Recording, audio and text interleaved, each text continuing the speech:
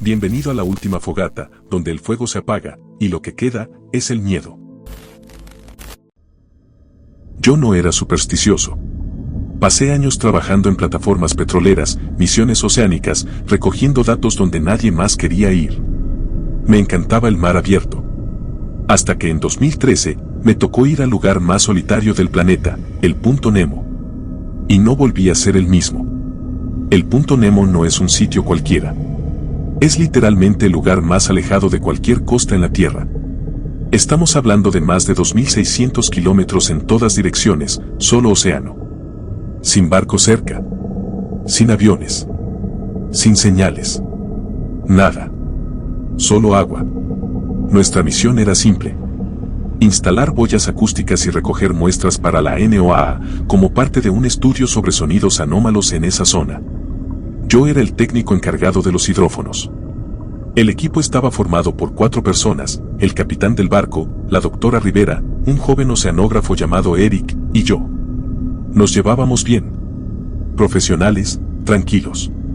Pero lo que vivimos allá no tenía nada de científico. Todo empezó el segundo día. Uno de los hidrófonos captó una señal. Era débil, pero claramente no era un animal. Tenía un ritmo. Una secuencia. 3 pulsos cortos, seguidos por uno largo. Y se repetía. ¿Es una señal de barco?, preguntó Eric. Negativo, respondí. No hay tráfico por aquí. La doctora Rivera se quedó observando el espectrograma, en silencio. Esto no es natural, dijo, casi en susurro.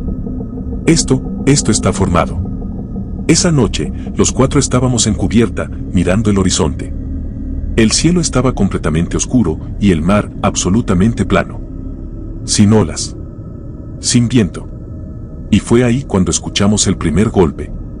Un sonido sordo, metálico, contra el casco del barco. El capitán bajó a revisar, pero no encontró nada. Presión del agua, probablemente, dijo, aunque no parecía convencido. A la mañana siguiente, una de las boyas había dejado de transmitir. Revisamos la última lectura, el micrófono había registrado un sonido potente, como una explosión lejana. Y después, nada. Instalamos otra boya. Esa duró menos de 4 horas antes de también desaparecer. No había corriente fuerte. No había tormentas. Algo las estaba destruyendo. La doctora Rivera comenzó a obsesionarse con la señal. Tomó la grabación y la reprodujo varias veces, como si buscara un patrón más complejo. Una noche, me la encontré sola en el cuarto de transmisión. Estaba enviando una respuesta. Un patrón simple con el generador sónico. 3 notas. Cortas.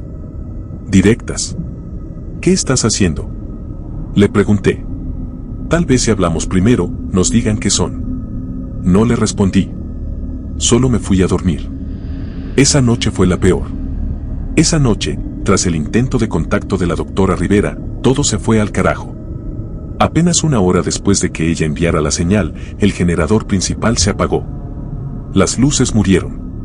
Los sistemas colapsaron. Salimos a cubierta por instinto. Y ahí fue cuando lo vimos. El barco giraba solo, como si algo lo empujara desde abajo. Pero el mar estaba plano.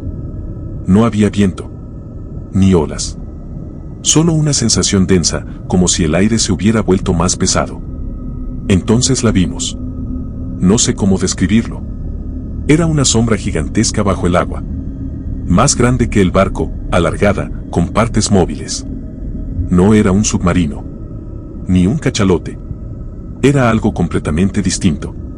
Tenía forma, pero no lógica. Se movía con fluidez, pero sus extremidades, sí, extremidades, eran largas, articuladas, como si el océano mismo se doblara y se estirara a voluntad.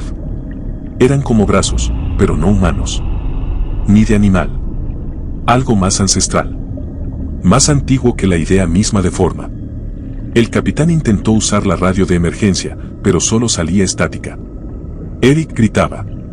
La doctora se arrodilló, temblando. Y yo miraba cómo esa cosa nos rodeaba. No atacaba. Solo observaba. Y entonces, desde los altavoces del cuarto acústico, sonó la misma señal. 3 pulsos cortos, uno largo. Repetido. Solo que esta vez, mucho más fuerte. Tan fuerte que sentías la vibración en los dientes. «Nos está respondiendo», gritó la doctora. Pero no sonaba feliz. Sonaba aterrada. Y ahí fue cuando lo entendimos. No querían que les habláramos. No estaban esperando un mensaje. Estaban esperando silencio. De repente, las luces volvieron. Los sistemas se reiniciaron. La radio emitió un pitido. La sombra comenzó a descender. No rápido. No huyendo. Solo regresando a donde pertenece. No hablamos en todo el día siguiente. El capitán juró que no enviaría el reporte. Dijo que lo dejaría como un fallo técnico. La doctora Rivera renunció al mes siguiente. Y yo jamás volví a trabajar en el océano. A veces, en sueños, escucho esa señal. No suena hostil. No suena como advertencia. Suena como si algo aún estuviera esperando una respuesta. Y lo peor es que ya no sé si eso venía del fondo del océano o de algo debajo de nosotros que nunca hemos querido ver.